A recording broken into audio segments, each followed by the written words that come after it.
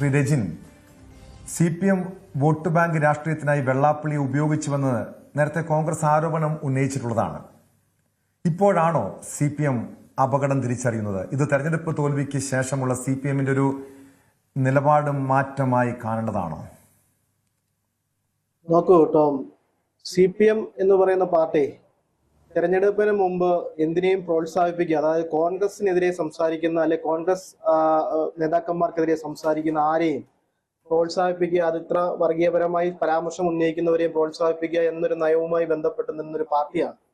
ആ പാർട്ടിക്ക് ഇപ്പോൾ തള്ളിപ്പറയേണ്ട അവസ്ഥയിലേക്ക് ചെന്നെത്തിയത് എന്തുകൊണ്ടാണ് എന്നുള്ളത് അവരുമായി ബന്ധപ്പെട്ട് നിൽക്കുന്ന കാര്യമാണ്. ഒന്ന്. രണ്ടാമത്, ഈ ശ്രീനാരായണീയ പ്രസ്ഥാനങ്ങൾ എന്ന് പറയുന്നത് നമ്മുടെ കേരളത്തില് ഏറ്റവും കൂടുതൽ സംഭാവനകൾ നൽകിയിട്ടുള്ള പ്രസ്ഥാനങ്ങളാണ് ശ്രീനാരായണീയ പ്രസ്ഥാനങ്ങൾ.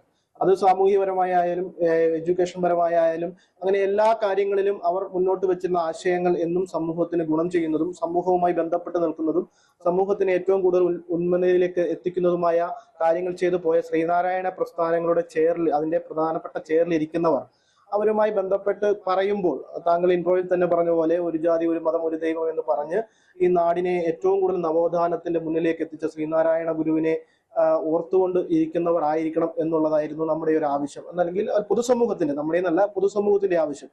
പക്ഷെ എപ്പോഴൊക്കെയോ അതിര് വിട്ട് വർഗീയ പരാമർശത്തിലേക്കൊക്കെ അദ്ദേഹം പോയിട്ടുണ്ട് എന്നുള്ളത് വളരെ വിശാലമായി ചർച്ച ചെയ്യേണ്ട കാര്യമാണ്. അപ്പോഴും കോൺഗ്രസിന്റെ നിലപാട് എന്ന് പറയുന്നത് കോൺഗ്രസ് എല്ലാ സമുദായ സംഘടനകളെയും അല്ലെങ്കിൽ ജാതി സംഘടനകളെയും എല്ലാം സ്വാഗതം ചെയ്ത് മുന്നോട്ട് പോകുന്ന ഒരു പ്രസ്ഥാനമാണ് ഇന്ത്യൻ നാഷണൽ കോൺഗ്രസ് അല്ലെങ്കിൽ UDF സംവിധാനം എന്നുള്ളത്. പക്ഷെ വർഗീയപരമായി ചിന്തിക്കുകയും വർഗീയപരമായിട്ടുള്ള കാര്യങ്ങൾ പറയുകയും ചെയ്യുന്നവരെ അകറ്റി നിർത്തുവാൻ എന്നും കോൺഗ്രസും UDFും ശ്രമിച്ചിട്ടുണ്ട്. അതുമായി ബന്ധപ്പെട്ടുള്ള അഭിപ്രായങ്ങൾ പറഞ്ഞിട്ടുണ്ട്. പക്ഷെ CPMനെ സംബന്ധിച്ച് അവരുടെ വോട്ട് രാഷ്ട്രീയമായിരുന്നു ഈ തെരഞ്ഞെടുപ്പിന് മുമ്പായിട്ടുണ്ടായിരുന്നത് എന്നുള്ളതാണ് അതിലെ യാഥാർത്ഥ്യം. അതുമായി ബന്ധപ്പെട്ട് അതുമായി ബന്ധപ്പെട്ട എല്ലാവിധ രീതിയിലുള്ള പ്രോത്സാഹനം, അങ്ങനെ സംസാരിക്കുന്നവർക്ക് എല്ലാ രീതിയിലുള്ള പ്രോത്സാഹനം കൊടുത്ത് മുന്നോട്ട് പോകുന്ന സർക്കാരായിരുന്നു കഴിഞ്ഞ 10 വർഷമായി കേരളം ഭരിച്ച് മുന്നോട്ട് പോയത്. അതിന്റെ ഭാഗമായിട്ടാണ് ഈ പറയുന്ന രീതിയിലേക്കുള്ള പരാമർശങ്ങൾ ഉണ്ടാകുകയും അത് പൊതുജനങ്ങൾ ചർച്ച ചെയ്യുകയും ശ്രീനാരായണീയരായ ആളുകളും സാധാരണക്കാരായ വിശ്വാസികളും എല്ലാവരും അത് ചർച്ച ചെയ്യുന്ന രീതിയിലേക്ക് കേരള സമൂഹത്തിൽ നിലനിന്നത്. അതുമായി ബന്ധപ്പെട്ടാണ് അങ്ങനെയുള്ള വോട്ട് രാഷ്ട്രീയത്തിന് അവിടെ വിലയില്ല എന്ന് LDFും CPM ഒക്കെ മനസ്സിലാക്കി പോയതിന്റെ ഭാഗമായിട്ടാണ് ഇന്ന് ഈ പറയുന്ന പ്രസ്താവനകളിലൂടെയൊക്കെ അവർ മുഖം തിരിഞ്ഞു നിൽക്കുന്നതും അല്ലെങ്കിൽ അവർ തള്ളിപ്പറയുന്ന അവസ്ഥയിലേക്കൊക്കെ വന്നുകൊണ്ടിരിക്കുന്നത് എന്നുള്ളതാണ്. CPM ഒരിക്കലും ഒരു പാഠം പഠിക്കുന്നില്ല, ഇതുകൊണ്ടൊന്നും പാഠം പഠിക്കുന്നില്ല എന്നുള്ളതാണ്. ഷംസീറിനെ സംബന്ധിച്ച് അദ്ദേഹത്തിന്റെ വന്നതോ അദ്ദേഹവുമായി ബന്ധപ്പെട്ടതൊക്കെ CPMവുമായി ബന്ധപ്പെട്ട ഇന്റേണൽ പൊളിറ്റിക്സ് ആണെങ്കിൽ പോലും അദ്ദേഹത്തിന്റെ പ്രസ്താവനകൾ അത് ചിലപ്പോഴൊക്കെ പലപ്പോഴും വിവാദങ്ങളായിട്ടുണ്ട് എന്നുള്ളതാണ്. ഹിന്ദുമതവുമായി ബന്ധപ്പെട്ട് ഗണപതി ഭഗവാനുമായി ബന്ധപ്പെട്ട് ഗണപതി മിത്താണെന്നൊക്കെ പല രീതി പരാമർശിച്ചു പോയിട്ടുള്ള ഒരാളാണ് ഷംസീർ. ആ സമയത്ത് പോലും ഹൈന്ദവ രീതിയിലുള്ള വിമർശനങ്ങളും അല്ലെങ്കിൽ അങ്ങനെ ഒരു സംഘപരിവാർ ശക്തികൾക്കൊക്കെ അതുമായി ബന്ധപ്പെട്ടുള്ള മുതലെടുക്കാനുള്ള രീതിയിലേക്ക് കൊണ്ടുവന്ന പ്രസ്താവനകളും ഒക്കെ കേരള സമൂഹത്തിൽ പറഞ്ഞു പോകുന്ന ഒരു രാഷ്ട്രീയ നേതാവായിട്ടാണ് ഷംസീറിനെ കാണുവാൻ നമുക്ക് കാണുവാൻ സാധിച്ചത്. അങ്ങനെയുള്ള ആളാണ് ഷംസീർ. പിന്നെ അദ്ദേഹവുമായി ബന്ധപ്പെട്ടുള്ള കാര്യങ്ങൾ ഇന്ന് പരാമർശിച്ചത് അത് അവരുടെ ഇന്റേണൽ പൊളിറ്റിക്സ് ആണ്. അത് അവരുമായി ബന്ധപ്പെട്ട് അവരുടെ വക്താക്കൾ പറയേണ്ട കാര്യമാണ്. പക്ഷേ ഈ പറയുന്ന രീതിയിലേക്ക് വർഗീയത പറയുന്നത്, അതായത് സമുദായത്തിന്റെ നേതാക്കന്മാരായാലും വർഗീയത പറയുകയും അതുമായി ബന്ധപ്പെട്ട് ധ്രുവീകരണം ഉണ്ടാക്കുകയും ചെയ്യുന്ന രീതിയിലേക്ക് പോകുന്ന ആളുകൾക്കെതിരെ ശബ്ദം ഉയർത്തുവാൻ ഇന്ത്യൻ നാഷണൽ കോൺഗ്രസിനെ സംബന്ധിച്ച് എപ്പോഴും മുന്നിലുണ്ടാവും, അല്ലെങ്കിൽ അതുമായി ബന്ധപ്പെട്ട് സർക്കാർ എന്ന രീതിയിലും മുന്നിലുണ്ടാവും എന്നുള്ളതാണ് ഇതിന്റെ പ്രധാനപ്പെട്ട യാഥാർത്ഥ്യം. CPMന്റെ അവരുടെ മുഖം നഷ്ടപ്പെട്ടിരിക്കുകയാണ്, നിലപാടുകൾ നഷ്ടപ്പെട്ടിരിക്കുകയാണ്. എന്ത് പറയണം എന്ത് പറയണ്ട എന്നറിയാത്ത ഇത് വെള്ളാപ്പള്ളിയോടും NSSനോടും മാത്രമുള്ള കോൺഗ്രസിന്റെ നിലപാടാണോ? മാത്രമല്ല ജമാഅത്ത് ഇസ്ലാമിയോടും സമാനമായ നിലപാടാണ് നിങ്ങൾക്കുള്ളത് എന്ന കാര്യത്തിലും മറുപടി വേണം. പക്ഷെ അതിലേക്ക് വരാം. ഇപ്പോൾ ഇടത് സഹയാത്രികൻ ഡോക്ടർ ജയരാജ് ചേരുന്നുണ്ട്. ഡോക്ടർ ജയരാജ്, ഈ മുസ്ലിം സമുദായത്തെയും മലപ്പുറത്തെയും ലക്ഷ്യമിട്ട് വെള്ളാപ്പള്ളി നടേശൻ മുൻപ് ചില വർഗീയ പരാമർശങ്ങൾ നടത്തിയിട്ടുള്ളതാണ്. കേരളത്തിലെ പൊതുസമൂഹം അത് കേട്ടിട്ടുള്ളതാണ്. അന്ന് അത് അദ്ദേഹത്തിന്റെ, അതായത് വെള്ളാപ്പള്ളിയുടെ വ്യക്തിപരമായ നിലപാടായിരുന്നു എന്നായിരുന്നു CPM അന്ന് ഇതിനോട് പ്രതികരിച്ചത്. പക്ഷെ ഇപ്പോൾ സ്വന്തം പാർട്ടി നേതാവായ AN ഷംസീറിനെതിരെ പറഞ്ഞപ്പോഴാണോ CPM അപകടം മണക്കുന്നത്, വർഗീയത തിരിച്ചറിയുന്നത്? ഡോക്ടർ ജയരാജ്, ഈ വെള്ളാപ്പള്ളി നടേശൻ നടത്തുന്ന എല്ലാ പ്രസ്ഥാനങ്ങൾക്കൊന്നും ഉത്തരവാദിത്വം ഏറ്റെടുക്കാൻ CPMന് പറ്റില്ല. വെള്ളാപ്പള്ളി നടേശൻ കുറെ നാളുകളായിട്ട് കുറെ ആളുകൾക്ക് നേരെ പ്രസ്ഥാനങ്ങൾ നടത്തിക്കൊണ്ടിരിക്കുകയാണ്. അതിനകത്ത് നിത്യചൈതന്യ പറഞ്ഞൊരു കാര്യമാണ് എനിക്ക് ഇതിനകത്ത് കോട്ട് ചെയ്യാനുള്ളത്. അതായത് ഒരു പ്രായം കഴിഞ്ഞാൽ ആളുകളെ വഴിക്ക് വിടുക, അവരുടെ വാക്കുകൾ സംസാരിക്കുന്നതിന് അതിനില്ലാത്ത അർത്ഥങ്ങളൊക്കെ കൊടുത്ത് അത് പൊലിപ്പിച്ച് ആ ഒരു പ്രായത്തിൻ്റെതാണ്, അല്ലെ പ്രായാധിക്യത്തിൻ്റെതാണ്, അത്തരത്തിലുള്ള കാര്യങ്ങളായിട്ട് അങ്ങനെ നമ്മൾ നെഗ്ലക്ട് ചെയ്യാനുള്ള കാര്യങ്ങളാണ് വേണ്ടുന്നത്. പിന്നെ ഇതിനകത്തുള്ള ഒരു പ്രധാനപ്പെട്ട സുപ്രധാനമായ ഒരു പൊസിഷനിൽ ഇരിക്കുന്നുണ്ട് ശ്രീനാരായണ ധർമ്മപരിപാലന യോഗത്തിന്റെ സെക്രട്ടറി ആയിട്ടിരിക്കുന്നതുകൊണ്ടാണ് വെള്ളാപ്പള്ളി നടേശൻ എന്ന് പറഞ്ഞ വ്യക്തി ഇത്രമാത്രം ചർച്ച ചെയ്യപ്പെടുന്നത് കേരള സമൂഹത്തിൽ.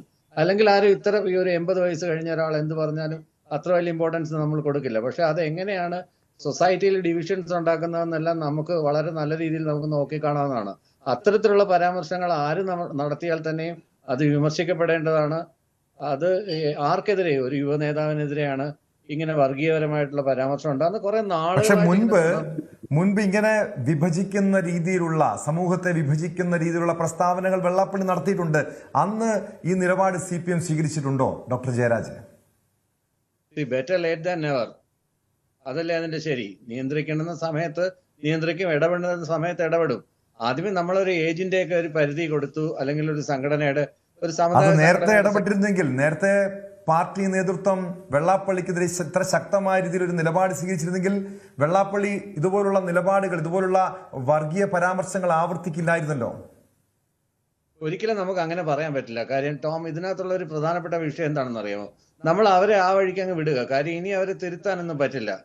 അല്ലാതെ നമ്മൾ എന്തെങ്കിലും പറഞ്ഞ് ഇപ്പൊ ഈ ഒരു വിഷയത്തിൽ, ഷംസീറിന്റെ വിഷയത്തിൽ ഒരു പാർട്ടി അതിനെതിരെ പ്രതികരിച്ചത് കൊണ്ട് വെള്ളാപ്പള്ളി നടേശൻ മിണ്ടാതിരിക്കുമെന്ന് താങ്കൾ കരുതുന്നുണ്ടോ? അങ്ങനെ കരുതുന്നത് മൗഢ്യമാണ്. അങ്ങനെ കരുതുന്നത് അങ്ങനത്തെ മൗഢ്യമാണ്. പിന്നെ തള്ളി പറയേണ്ടുന്ന കാലത്ത് എല്ലാ കാലത്തും തള്ളി പറഞ്ഞിട്ടുണ്ട്. പിന്നെ ആ പ്രസ്താവനയുടെ കാലത്ത് അങ്ങനെ പറഞ്ഞു. ഈ പ്രസ്ഥാനം ഇതിനേക്കാളും വളരെ മോശമായിട്ട് AK ആന്റണി പ്രസ്ഥാനം നടത്തിയിട്ട് ന്യൂനപക്ഷ സമുദായങ്ങൾക്കെതിരെ പ്രസ്ഥാനം നടത്താത്തത് AK ആന്റണി മോശമാണോ അതിനകത്ത് ഈ പറയുന്നത് പോലെ? അതുപോലെ ഷംസീർ ഈ ഗണപതി മിത്താണെന്നുള്ള പ്രധാനപ്പെട്ട ഒരു ചോദ്യം ഉന്നയിച്ചപ്പോൾ അതിനെതിരെ സംഘപരിവാർ ആളുകളുടെ കൂടെ കൊള്ളൂത്ത് നടത്തിക്കൊണ്ടിരുന്നത് ഇവിടുത്തെ കോൺഗ്രസ്സുകാരാണ്. അന്ന് ഷംസീറിനെ സപ്പോർട്ട് ചെയ്യാൻ ഇല്ലാത്തവരാണ് ഇന്ന് ഷംസീറിനെ സപ്പോർട്ട് ചെയ്യാനായിട്ട് മുന്നിൽ വരുന്നതെന്നുള്ളത് കാണുന്നത് തന്നെ കൗതുകകരമായ കാര്യമാണ്. കാര്യം ഇത് നമ്മളുടെ ഒരു സെക്യുലർ ആയിട്ടുള്ള ഒരു ഫാബ്രിക്കാണ്. അതിനെ വലിച്ചു കീറാൻ ശ്രമിക്കുന്ന ആരായാലും ശരി, അത് കോൺഗ്രസ് ആണെങ്കിലും ശരി, RSS ആണെങ്കിലും ശരി, അതിന് ഏത് സമുദായ സംഘടനയുടെ നേതാവാണെങ്കിലും ശരി, അതിനെ എതിർക്കപ്പെടേണ്ടത് തന്നെയാണ്.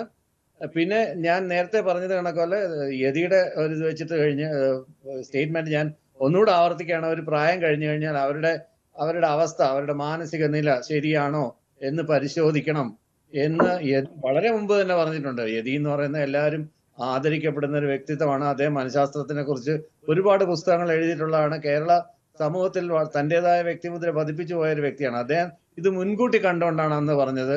നിത്യചൈതന്യ യതി ഫേൺഹില്ലിലെ ഗുരുകുലമായിട്ട് ബന്ധപ്പെട്ട് പ്രവർത്തിച്ച ആളാണ്. ശ്രീനാരായണ ഗുരുവിന്റെ ശിഷ്യനായിരുന്നു. അതുകൊണ്ട് തന്നെ യതി അതിനപ്പുറത്തേക്കൊന്നും എനിക്കതിനകത്ത് പ്രത്യേകിച്ച് പറയാനൊന്നും ഇല്ല എന്നുള്ളതാണ്.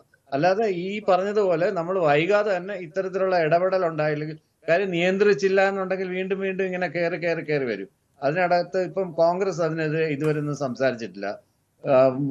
പിന്നെ ലീഗ് ഇതിനെതിരെ സംസാരിച്ചിട്ടില്ല. അപ്പോൾ ഇവരെ നിലയ്ക്ക് നിർത്തുന്ന സമയത്ത് നിലയ്ക്ക് നിർത്തിയില്ലെങ്കിൽ ഇത്തരത്തിലുള്ള കാര്യങ്ങളുണ്ടാവും. അല്ലെങ്കിൽ അദ്ദേഹത്തിന്റെ കൂടെ നിൽക്കുന്ന ആളുകളെങ്കിലും അദ്ദേഹത്തിന് പറഞ്ഞു കൊടുക്കേണ്ടതാണ് ഇത്തരം കാര്യങ്ങൾ. പിന്നെ ഒരു പ്രധാനപ്പെട്ട ഒരു പ്രസ്ഥാനത്തിന്റെ ഒരു മേളിലിരിക്കുന്ന ഒരാളെന്നുള്ള രീതിയിൽ അത് സർവധർമ്മ ഇത് എന്താണ് അതിന് പറയുന്നത്, സമഭാവനയുടെ ഉയർത്തിപ്പിടിക്കുന്ന ഒരു പ്രസ്ഥാനം എന്നുള്ള രീതിയിൽ ജാതിഭേദം മതദ്വേഷം ഏതുമില്ലാതെ സർവരും സോദരത്തേന വാഴുന്ന മാതൃകാ സ്ഥാനമാണെന്ന് കേരളം കണ്ട മഹാഗുരുവായ ശ്രീനാരായണ ഗുരു സ്ഥാപിച്ച ഒരു പ്രസ്ഥാനം എന്നുള്ള നിലയിൽ ആ പ്രസ്ഥാനത്തിന്റെ ചാർജിലിരിക്കുന്നവർ അതിന്റെ ഔന്നത്യത്തെ കാണിക്കണം. കൂടുതൽ വാർത്തകൾക്ക് News 18 Keralam YouTube channel subscribe ചെയ്യുക.